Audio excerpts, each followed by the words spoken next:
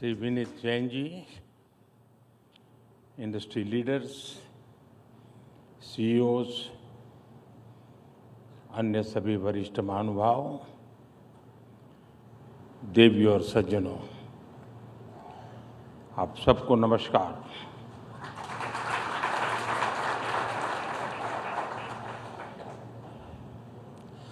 Last time जब मैं ET summit में आया था तो चुनाव होने ही वाले थे और उस समय मैंने आपके बीच पूरी विनम्रता से कहा था कि हमारे तीसरे टर्म में भारत एक नई स्पीड से काम करेगा।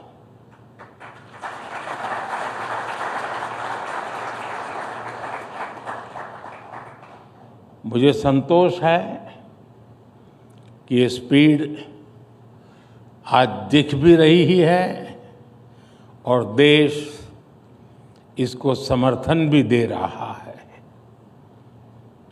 नई सरकार बनने के बाद देश के अनेक राज्यों में बीजेपी एनडीए को जनता का आशीर्वाद लगातार मिल रहा है। जून में ओडिशा के लोगों ने विकसित भारत के संकल्प को गति दी, फिर हरियाणा के लोगों ने समर्थन किया और अब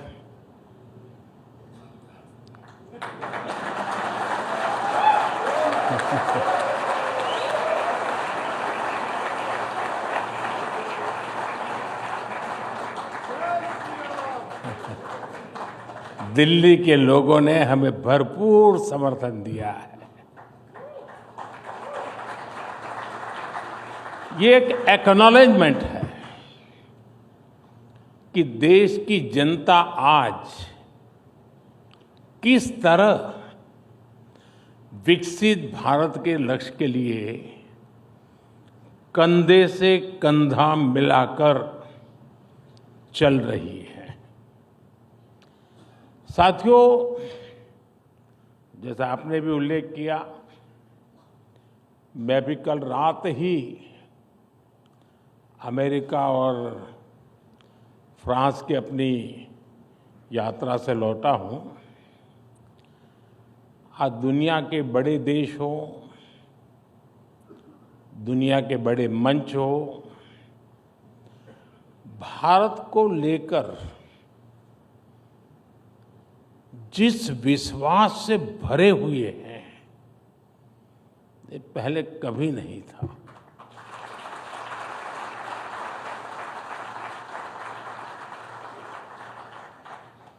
ये पेरिस में एआई एक्शन समिट के दौरान हुए डिस्कशन में भी रिफ्लेक्ट हुआ है।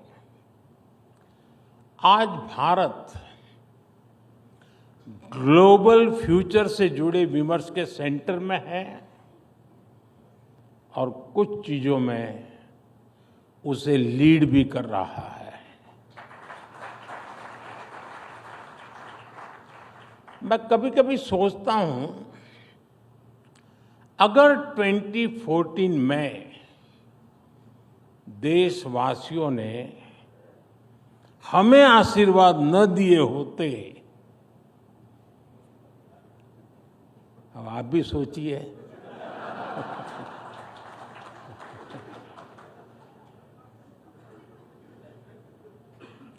भारत में रिफॉर्म्स की एक नई क्रांति शुरू हो, यानी मुझे नहीं लगता है कि हो सकता है, ये कतई नहीं होता। आप भी इस बात को यानी सिर्फ कहने को नहीं, कन्विंस होंगे। क्या इतने सारे बदलाव होते क्या? आप में से जो हिंदी समझते होंगे उनको मेरी बात तुरंत समझ में आई होगी।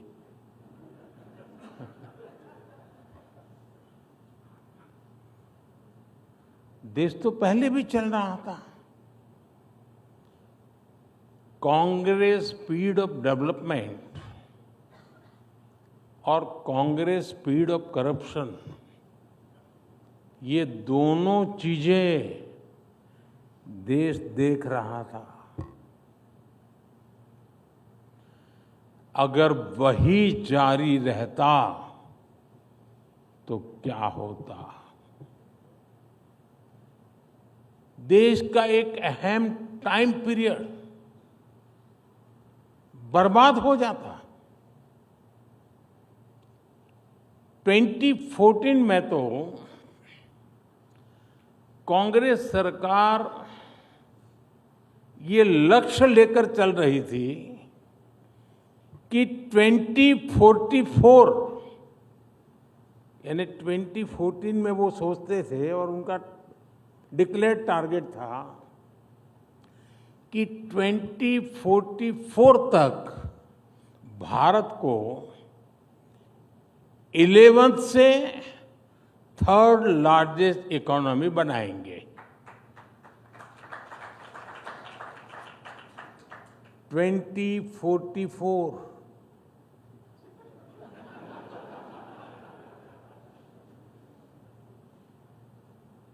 यानी 30 साल का टाइम पीरियड था। ये था कांग्रेस का स्पीड ऑफ डेवलपमेंट। और विकसित भारत का स्पीड ऑफ डेवलपमेंट क्या होता है, ये भी आप देख रहे हैं। सिर्फ एक दशक में भारत टॉप 5 इकोनॉमी में आ गया।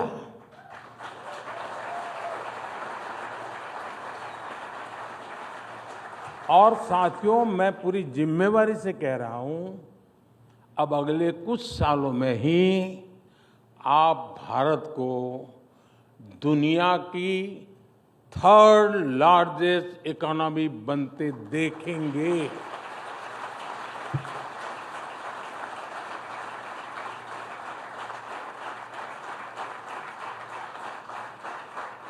अब हिसाब लगाइए, 2044,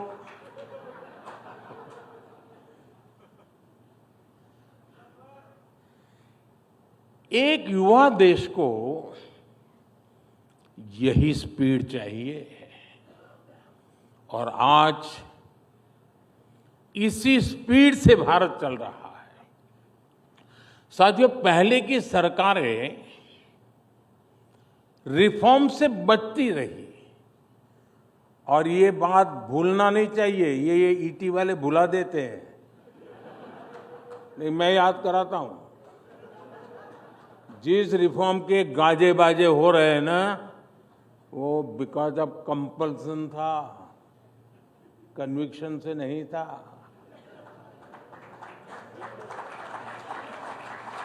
आज हिंदुस्तान जो रिफॉर्म कर रहा है वो कन्विक्शन से कर रहा है।